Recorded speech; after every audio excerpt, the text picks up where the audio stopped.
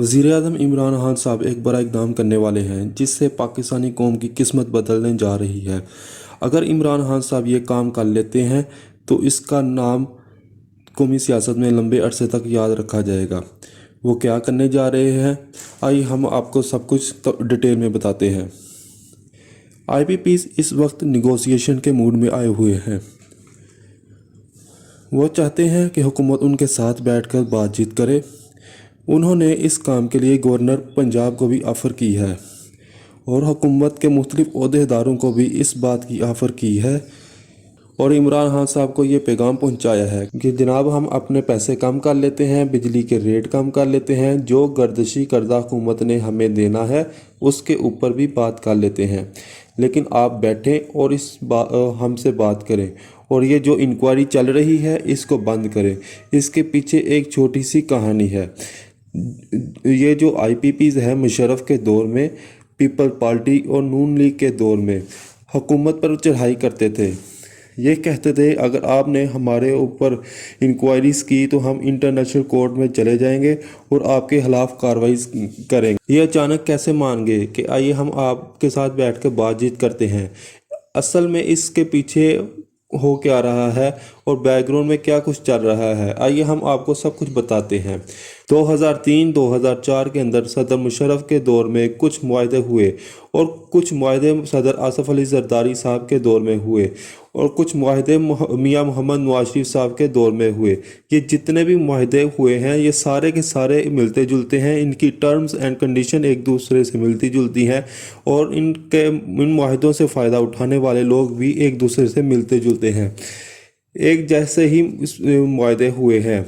हुआ ये था कि जब उस दौर में मुआहदे किए गए थे तो उन्हें कहा गया था कि 10 कंपनियां हैं उनका ऑडिट किया जाएगा और उनको चेक एंड बैलेंस किया जाएगा कि कितना पैसा लिया है, कहाँ पर पैसा खर्च हुआ है और उन्होंने बिजली किस रेट में बेची है और उनको क्या कास्ट पड़ती है और प्रोजेक्ट लगाने की क्या कास्ट पड़ती है। जब ये काम शुरू हुआ तो नैब लाहौर को इसका टारगेट दिया गया और टारगेट देकर ये कहा गया कि मियां मोहम्मद मंशा का एक पावर प्रोजेक्ट है जो कि चूड़ियाँ का पावर प्रोजेक्ट कहलाता है, आप सबसे पहले उसका काम शुरू करें। मियां मोहम्मद मंशा को बुलाया भी गया और उनसे पूछा भी गया और इस प्रोजेक्ट की सारी डिटेल निकाली गई। अब मैं सिर्फ एक प्रोजेक्ट आपके सामने रखता हूं क्योंकि जो इंक्वायरी रिपोर्ट बनी है इसको सामने रखकर ही बनाई गई है और बाकी तमाम प्रोजेक्ट भी इसी से मिलते जुलते हैं। इसमें हुआ ये है कि इन मुआहदों में तय पाया था कि 80%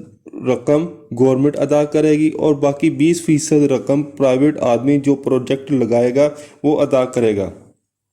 10 पावर प्लांट लगाए गए थे, इनमें से 6 तेल पर चलने वाले थे और 4 पावर प्लांट LNG के ऊपर चलने वाले थे। इन्हीं में से तेल पर चलने वाला ये एक पावर प्लांट है जो मैं आपके सामने शेयर करने वाला हूँ। हुआ कुछ यूं कि जब ये पावर प्लांट लगाया गया तो उसके अंदर पहला घपला ये हुआ कि वेट्सला नामी एक कंपनी जो कि अपनी मशीनें यहाँ पर लगाएगी, यानी इसका पावर प्लांट यहाँ पर नस्ब हुआ था। हर पावर प्लांट जो भी मुल्क तैयार करता है आपको इल्म होगा कि उसका मैनुअल भी वही मुल्क तैयार करता है। मिसाल के तौर पर इसकी कास्ट क्या है, इसमें कितने पैसे लगाए जा रहे हैं, ये किस तरह काम करता है, इसकी कैपेसिटी क्या है, ये किस मुद्दत तक काम करेगा वगैरह वगैरह। और मज़े की बात यह है कि जो किताब तैयार की गई वो लोकल छुपवाई गई थी। ज़ाहिर है इस किताब को लोकल इसलिए छुपवाया गया था कि इसकी कॉस्ट ज़्यादा से ज़्यादा बताई जाए। मिसाल के तौर पर अगर ये मशीनें 1000 रुपये में पाकिस्तान में लगाई गई हैं तो इसकी कॉस्ट 1500 या 2000 रुपये बताया गया था।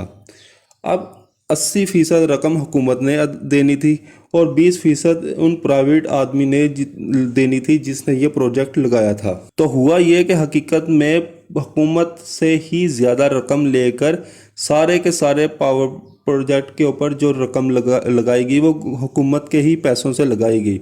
इवन हुकूमत जिन IPPs को लेकर आई थी इनको भी बैंकों से लोन दिलवाया गया था, यानी प्राइवेट आदमी जो इन्वेस्टमेंट के नाम पर लाया गया था इसकी जेब से कोई पैसा खर्च नहीं किया गया था। दूसरा घपला यह किया गया कि इसके अंदर जो कैपेसिटी है इसके अंदर भी हेर फेर किया गया, यानी इतना तेल इस्तेमाल होगा और इतनी बिजली पैदा होगी। मिसाल के तौर पर 70,000 लीटर से तैयार होने वाली बिजली को गवर्नमेंट को बताया गया कि ये बिजली 1 लाख लीटर तेल से तैयार हुई है। बाकी 30 लाख लीटर तेल कहाँ जाता था, ये पता लगाने के लिए नैब ने इंक्वायरी शुरू की। पता चला लाहौर में एक सिटी टावर मौजूद है और इसमें बैठा हुआ एक आदमी जो कि ब्रोकर के तौर पर काम कर रहा, जो इस तेल को मुख्तलिफ पेट्रोल पंप पर और दूसरी जगहों पर मुख्तलिफ कंपनियों में बेचता है। तीसरा घपला ये हुआ, गवर्नमेंट ने इनके साथ जो मुआहदे तय पाए थे वो पाकिस्तानी करेंसी में यानी कि पाकिस्तानी रुपयों में तय हुए थे, लेकिन बाद में इन मुआहदों को डॉलर में तब्दील कर दिया गया।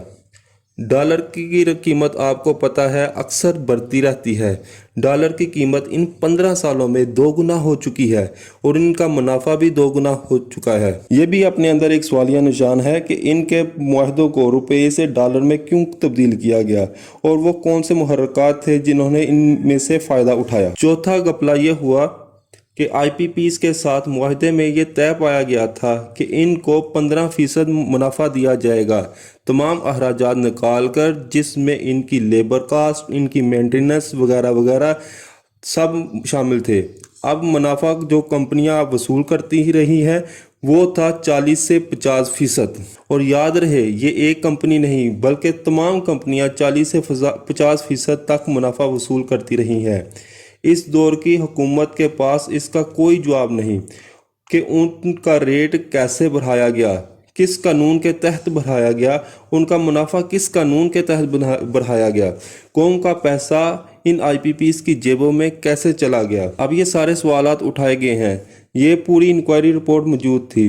ये पूरी इंक्वायरी रिपोर्ट्स मोहम्मद अली साहब जो चेयरमैन थे कमीशन के, उनको नैब ने फराहम की है और उन्होंने ये रिपोर्ट्स बनाकर इमरान खान साहब के सामने रख दी हैं।